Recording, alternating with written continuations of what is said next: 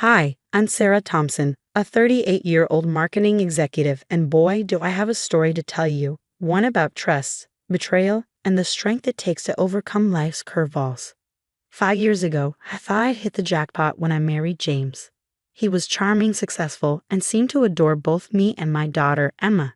Emma was from my previous marriage, and James brought his son, Tyler, into our new family. I was determined to make it work, treating both kids equally and with all the love I could give. Emma, sweetheart, how about we invite Tyler to join us for movie night? I'd suggest, always trying to bridge the gap between the siblings. Emma would smile and nod eagerly.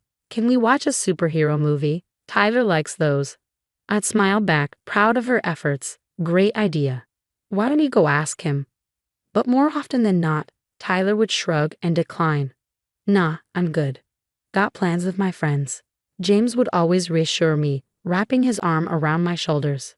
Sarah, he's a teenager. It's normal for him to want space. I'd nod, burying my doubts. You're right, I just want us all to be close. Things started to change after my parents passed away 2 years ago. They left me a substantial inheritance, and I wanted to use it wisely. James, I think we should set this money aside for Emma's future, I said one evening as we sorted through the paperwork. He nodded, but there was something in his eyes that unsettled me. Of course, but we should think about Tyler too. He's closer to college age. A flicker of unease hit me. Tyler's mom is handling his college fund, remember? That's what we agreed on when we got married. He sighed, a bit too casually. I know, but we should keep our options open. That should have been a red flag. My best friend Olivia had tried to warn me. We were having coffee one afternoon when she broached the subject. Sarah, don't you think James favors Tyler a little too much? She asked gently. I bristled at first. What?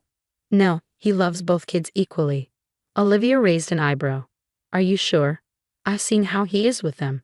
It's different. I brushed it off. Blending families is hard, Liv. We're still figuring it out. But her words lingered, and I nodded as she added, just keep your eyes open.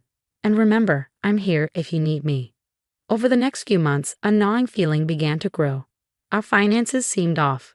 Bills I thought I'd paid showed up as overdue, and our savings were depleting faster than I could explain. James, have you noticed anything strange with our bank statements? I asked one evening. He barely glanced up from his phone. Nope. Everything's fine. Why? I hesitated. I don't know. Something feels off. His eyes finally met mine, his expression unreadable. Sarah, you worry too much. I've got everything under control.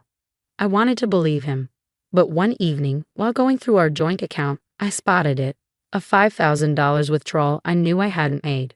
My heart raced as I dug deeper. The more I looked, the worse it got. Multiple large withdrawals, passwords changed without my knowledge. Panic set in. That night, I called Olivia. Liv, I think something's really wrong, I said, my voice trembling. What's going on? She asked, concerned. I spilled everything. The withdrawals, the locked accounts, James's strange behavior. Sarah, this sounds serious. I think you need help. I know a private investigator, Mike Carson. He's discreet and thorough. Want me to give him a call? I hesitated but agreed. A week later, Mike called me to his office. The grim look on his face told me everything. I knew what was coming before Mike even opened his mouth. Mrs. Thompson, I'm afraid I have some bad news, he began. As he laid out his findings, it felt like the ground was crumbling beneath me. James hadn't just been making a few unauthorized withdrawals. He'd been systematically embezzling money from our joint account. He's been transferring large sums of money to an account in Tyler's name, Mike said, sliding a document across the desk. I stared at the paper, unable to comprehend what I was seeing. Money that was supposed to secure both of our children's futures, money from my inheritance. There's more, Mike continued. We have evidence that James told Tyler this money was a gift for his future. Tyler's been aware of this arrangement for some time. That night, I confronted James. I'll never forget the look on his face when he realized he'd been caught. It wasn't remorse or shame. It was irritation, as though I had inconvenienced him. Tyler needs it more, he said, as if that justified everything. He's closer to college age. And what about Emma's future? I demanded, my voice rising. What have you left for her? James had the audacity to shrug. There's a savings bond in her name. That should be enough. I was speechless. But the betrayal ran deeper than I ever could have imagined. Over the next few days, I uncovered more lies. Friends started reaching out, concerned about things James had apparently been saying about me. He'd been painting me as unstable, unreasonable, a bad mother. And Emma, my sweet Emma, had been caught in the middle. James had been manipulating her, making her keep secrets from me. As the full extent of James and Tyler's deception became clear, I felt a rage I'd never known. Sitting in my car outside the house, a house that no longer felt like home, I made a decision. This wasn't over, not by a long shot. James and Tyler might think they'd won, but they had no idea what was coming. I was done being the victim. It was time to fight back. James had already proven he was willing to lie and steal. I couldn't let him see me coming. The next morning, I called in sick to work and met with Lisa Chen, a divorce lawyer Olivia had recommended. Based on what you've told me, Sarah, we have a strong case for financial fraud, Lisa said, her eyes sharp behind her glasses. But we'll need ironclad evidence. Can you get access to all your financial records? I nodded, determination hardening my resolve. I'll find a way. At home, I played the role of the dutiful wife, pretending I'd moved past my suspicions. James bought it, hook, line, and sinker. I'm glad you've come around, honey, he said one night, kissing my cheek. I knew you'd understand eventually. I forced a smile, bile rising in my throat. Of course, dear, I trust you. Meanwhile, I was gathering evidence like my life depended on it. I reached out to my company's IT department, spinning a story about a personal project. Hey Sarah, chirped Alex, a resident tech whiz. What can I do for you? I'm working on tracking some old transactions for a side gig, I lied smoothly. Any tips on how to trace digital money transfers? Alex's eyes lit up. Oh, I've got just the tools for that. Let me show you. Armed with Alex's tech know-how, I dug deeper into our finances. The more I uncovered, the worse it got. James hadn't just been stealing from me, he'd been cooking the books at his own company too. That night, I anonymously tipped off his company about the embezzlement. This wasn't about revenge, it was about justice. A few days later, all hell broke loose. James came home in a panic, his face ashen. Sarah, we need to talk, he said, his voice trembling. I steel myself. This was it. Yes, we do, James. He launched into a frantic explanation, spinning tales of misunderstandings and mistakes, begging me to help him cover his tracks. But I had heard enough of his lies. Stop, James, I said, my voice cold. I know everything. The money you stole from our account. From my inheritance. The lies you've been telling about me. The way you've manipulated Emma. And now your little embezzlement scheme at work.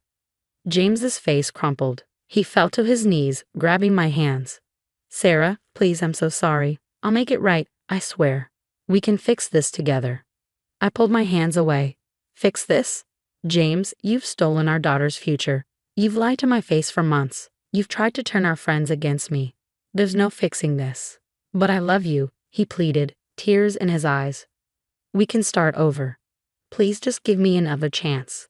No, James, I said, my voice steady. It's too late for that. We're done. As I walked away, I felt a weight lift off my shoulders. The road ahead wouldn't be easy. But for the first time in months, I could see a future where Emma and I were free from the lies and betrayal. The next few weeks were a whirlwind. I remember sitting at the kitchen table, Emma doing homework beside me, when my phone buzzed with a news alert. The headline screamed, "Local accountant under investigation for major fraud." My hands shook as I read the article. Emma looked up, concern in her eyes. Mom, what's wrong? I forced a smile. Nothing, sweetie. Just some work stuff. But I knew I couldn't shield her from the truth for long.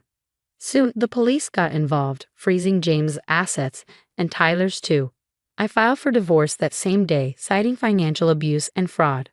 My lawyer, Lisa, was a godsend through it all. We've got him, Sarah, she said, her voice fierce. He won't get away with this.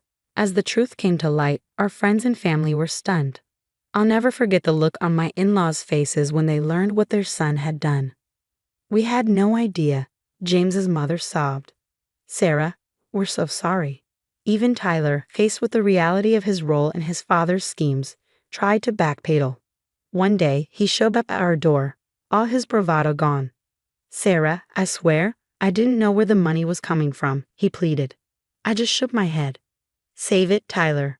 You're old enough to know right from wrong. The hardest part was telling Emma. We sat her down one evening and I explained as gently as I could about her father's betrayal. But why, Mom? She asked, tears streaming down her face.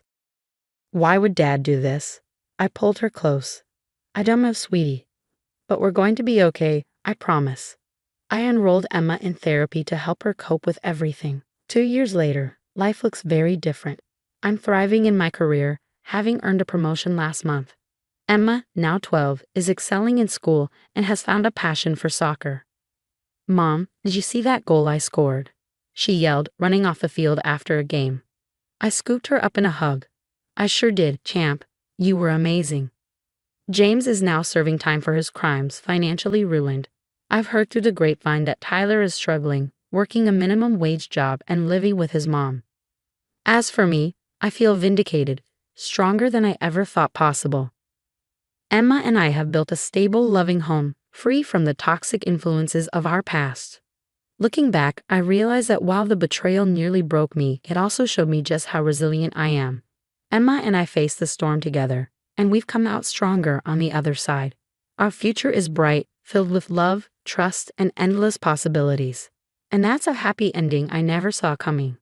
Now I have a question for you. If you were in my shoes, would you have given James a second chance? Or do you believe some betrayals are too deep to forgive, even when it comes to family?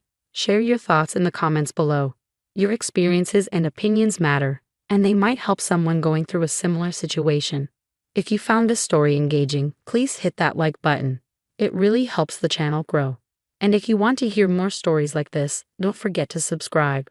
Your support means the world to me and Emma as we continue to share our journey. Remember, sometimes the family we choose is stronger than the one we're born into. Stay strong, and thanks for listening.